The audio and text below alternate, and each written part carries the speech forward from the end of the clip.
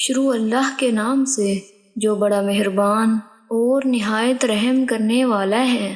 السلام علیکم ورحمۃ اللہ وبرکاتہ۔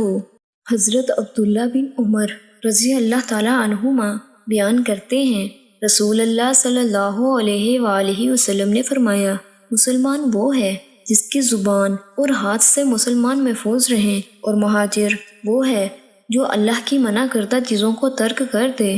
یہ صحیح بخاری کی روایت کے الفاظ ہیں، جبکہ صحیح مسلم کی روایت کے الفاظ ہیں۔ فرمایا کہ کسی آدمی نے نبی صلی اللہ علیہ وآلہ وسلم سے دریافت کیا، کون سا مسلمان بہتر ہے؟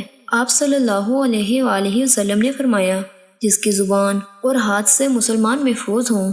یہ مشکوٰۃ المصابیح کی روایت ہے۔ اللہ تعالیٰ سے دعا ہے کہ اللہ تعالیٰ ہمیں نبی صلی اللہ علیہ وآلہ وسلم کے تمام احکامات پر عمل پیرا ہونے کی توفیق عطا فرمائے۔